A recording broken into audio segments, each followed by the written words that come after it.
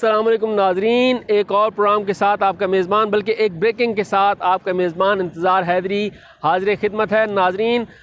Saint کا سلطان دوبارہ صادق سنجرانی بن چکا ہے۔ صادق سنجرانی نے اپنی دوستیاں اور بلوچستان کارڈ کو بھرپور طریقے سے استعمال کیا اور بالآخر وہ چیئرمین سینٹ بن گئے ہیں۔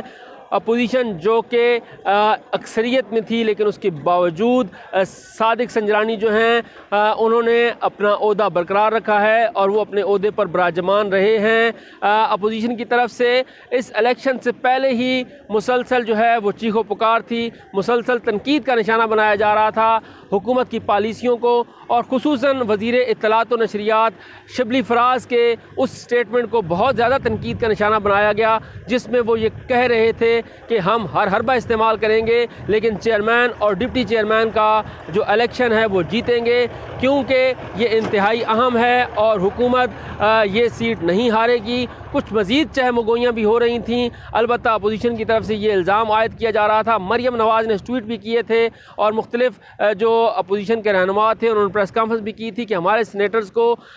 جو ہے وہ دباؤ کا شکار کیا جا رہا ہے، انہیں دباؤ میں لایا جا رہا ہے، اس کے ساتھ ساتھ انہیں واٹس ایپ کال بھی کی جا رہی ہیں، اور اس کے ساتھ ساتھ جو کچھ عرصہ پہلے یعنی 3 مارچ کے قریب جب یہ سینٹ الیکشن ہو رہا تھا تو یہ کہا جا رہا تھا کہ بہت سے ادارے جو ہیں وہ غیر جانبدار ہو چکے ہیں، لیکن ایک مرتبہ پھر ان پر جانبداریت کے الزامات اپوزیشن عائد کر رہی تھی، اور ابھی پھر یہ جو الزامات ہے اس کا سلسلہ شروع ہو جائے گا کیونکہ جو رزلٹ ہے وہ ان کی امیدوں کے برعکس آیا ہے۔ لیکن یہاں صورتحال یہ ہے کہ اب یہ الیکشن ہو چکا ہے اور اب یہ فیصلہ پارلیمان کر چکا ہے۔